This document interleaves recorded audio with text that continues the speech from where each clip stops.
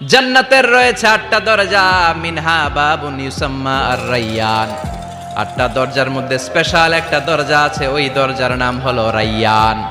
লা ইয়াদখুলুহু ইল্লা সাইমুন, রোজাদাররা ছাড়া কেউ রাইয়ান দরজা দিয়ে ঢুকতে পারবে না।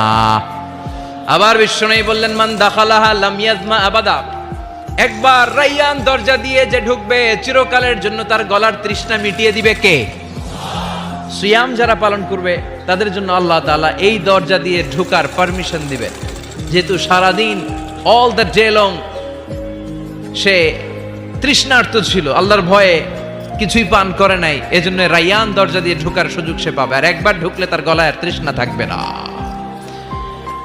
বিশ্বনবী বললেন এই 8টা দরজার অনেক মাহাত্ম্য।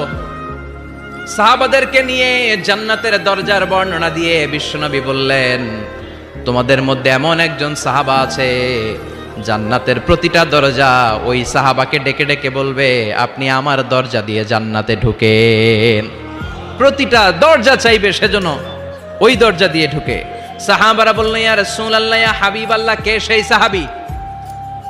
কে সেই মহান সাহাবী যেই সাহাবীকে জান্নাতের 8টা দরজায় ডাকতে থাকবে, ইনভাইট করবে, অন্য দরজা দিয়ে যাবেন না, আপনি আমার দরজা দিয়ে ঢুকেন। বিশ্বনবী বললেন, সেই সাহাবী হলো আমার হিজরতের সঙ্গী আবু বকর as-সিদ্দিক। পড়েন সুবহানাল্লাহ। কি ব্যক্তিত্ব ছিল, অসাধারণ ব্যক্তিত্ব, পার্সোনালিটি। 8টা জান্নাতের দরজায় ওনাকে ইনভাইট করবে, আসেন আসেন আমার দরজা দিয়ে ঢুকেন। সাইয়েদনা আবু বকরের এত সম্মান, উনি সবগুলা দিয়ে ঢুকতে পারবে, আমাদের পারমিশন থাকবে না, এটা কি হতে পারে? সাইয়েদনা আবু বকর আমাদের লিডার না? কথা বলেন, কথা বলেন। তো লিডার যেটা দিয়ে যাবে আমরাও যাবে ওইটা দিয়ে, চিল্লা এখন ঠিক কিনা? এজন্য বিশ্বনবী বললেন, শোনো শোনো, চিন্তার কারণ নাই, মন খারাপ করার কোনো বিষয় নয়। প্রতিদিন সালাত কায়েমের আগে যে তোমরা ওযু করো, এই ওযু করার পর কেউ যদি পড়ে আশহাদু আল্লা ইলাহা ইল্লাল্লাহ ওয়া আশহাদু আন্না মুহাম্মাদান আবদুল্লাহি ওয়া রাসূলুহু,